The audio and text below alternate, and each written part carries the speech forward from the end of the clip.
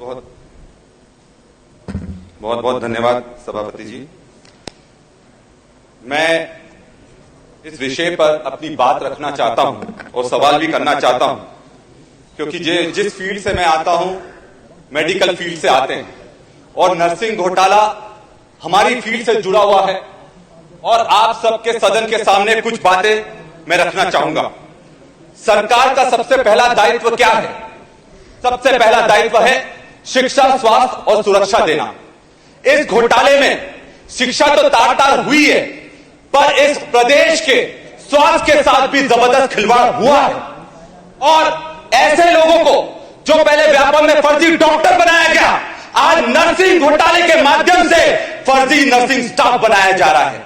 और यह कहीं ना कहीं पूरे प्रदेश के लिए बहुत चिंता का विषय है। आज 1 अप्रैल में मैं आया हूं। एक डॉक्टर अप्रैल कब पहनता है? वो तब पहनता है जब उसको किसी की जान बचानी होती है। विकास जी प्रश्न पूछिए। प्रश्न मैं पूछूंगा और 2 प्रश्न ही पूछूंगा, पर उससे पहले देखिए बात देने की स्वतंत्रता नहीं है। देखिए, हम लोग तो नए लोग हैं, तो हम पहली बार के विधायक हैं। आपको ही हमारा संरक्षण नहीं करेंगे तो हमारा संरक्षण कौन करेगा? और आज आपके संरक्षण की मुझे जरूरत है, और इसलिए मैं अपनी बात रखता हूं कि आज पूरे प्रदेश को बचाने के लिए हम लोगों को एकजुट होना पड़ेगा। भ्रष्टाचार हुआ है, धांधली हुई है, घोटाला हुआ है, ये प्रमाणित है।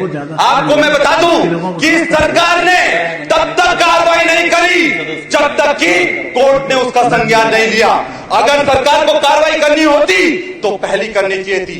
जब कोर्ट ने संज्ञान लिया, सीबीआई को जांच सौंपी, तो पता चलता है कि सीबीआई ने भी फर्जीवाड़ा कर दिया।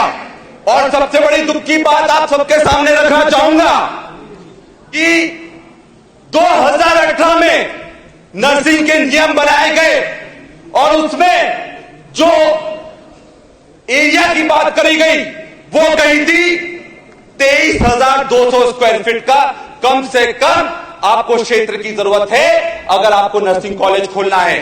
और आपको बता दूं कि जैसे ही कोर्ट का डंडा हुआ, सीबीआई जांच हुई, इसमें परिवर्तन कर दिया गया। परिवर्तन कर दिया, ये गंभीर विषय है सभापति जी। ये राजपत्र मैं आपके सामने रखना चाहता हूं। ये 21 फरवरी 2024 का है, और 21 फरवरी 2024 में जो क्षेत्र की आवश्यकता थी 23,200 से घटाकर 11,600 कर दिया गया। यह गंभीर विषय है। इसका मतलब यह था कि जो अनसुटेबल कॉलेज थे, अनुपयुक्त कॉलेज थे, उनको क्राइटेरिया में लाने का प्रयास करा गया है। ये सारी बातें आपके पूर्व वक्ताओं के द्वारा दी गई हैं, पर कुछ बातें मेरा निवेदन है कि उनके बारे में मत कराइए। आप अपना प्रश्न पूछिए। प्रश्न पूछ रहा हूं, अगर यह धांधली हुई है और जांच के बाद धांधली हुई है, तो क्या मंत्री जी ने अपने पद का दुरुपयोग नहीं करा है?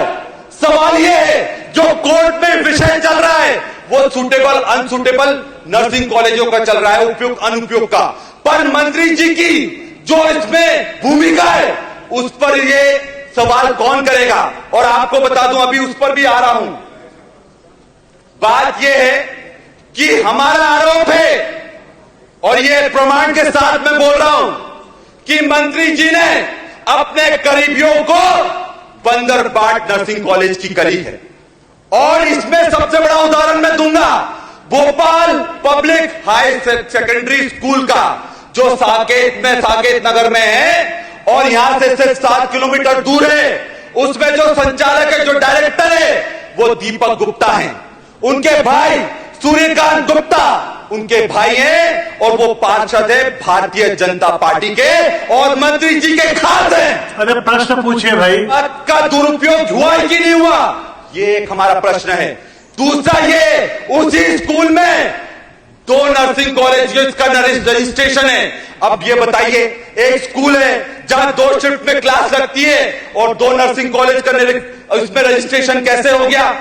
दूसरा सवाल मेरा यह है सर कि मध्य प्रदेश में 16 नर्सिंग कॉलेजेस थे, और 16 में से जो गवर्नमेंट कॉलेजेस थे, 16 में से 8 को रिजेक्ट कर दिया गया है, मतलब अनुपयुक्त है। तो यह साफ नहीं है कि हम एक तरफ प्राइवेट नर्सिंग कॉलेज खोल रहे हैं और गवर्नमेंट नर्सिंग कॉलेजेस को हम पूरी तरह से दरकिनार कर रहे हैं, क्योंकि गवर्नमेंट नर्सिंग कॉलेज में गरीब परिवार के लोग पढ़ते हैं जो पैसा नहीं दे सकते, और जो पैसा दे सकते हैं वो तो पैसा देकर नर्सिंग कॉलेजों में पढ़ रहे हैं, फर्जी नर्सिंग कॉलेजों के माध्यम से अपना काम पूरा कर रहे हैं।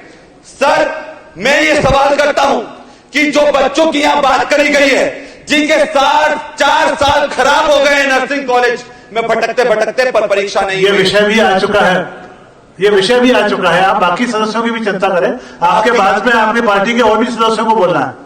बिल्कुल उनका अधिकार है, उनको बोलना भी चाहिए। और इसीलिए मैं कहना चाहता हूं सर कि जो बात मैं कहना चाहता हूं बार बार यहां लाई जाती है कि घोटाले को कांग्रेस के समय करा गया है, मैं ये दावे से कहता हूं और प्रमाण से कहता हूं कि कांग्रेस की जब सरकार थी सिर्फ 50 से 60 नर्सिंग कॉलेज खुले थे, पर जैसे ही बीजेपी की सरकार आई 219 नर्सिंग कॉलेज खोले गए। तो ये क्या भ्रष्टाचार में ये लोग पूरी तरह से लिप्त नहीं थे। और आखिरी में अपनी बात रखते हुए मैं आपसे ये कहता हूं कि हमारे जो सिस्टम है, ये सिस्टम को बदलने की जरूरत है, और जो करप्ट हैं उनको दरकिनार करने की जरूरत है। आज जो हमारे मध्य प्रदेश का युवा है, वो अगर सीबीआई पर भरोसा नहीं कर सकता, सरकार पर भरोसा नहीं कर सकता, तो किस पर भरोसा करेगा। और मैं ये मानता हूं कि सिर्फ सीबीआई जांच से काम नहीं होगा, इस विधानसभा को कमेटी का गठन करना चाहिए जो इसमें जांच करे और दूध का दूध और पानी का पानी करे।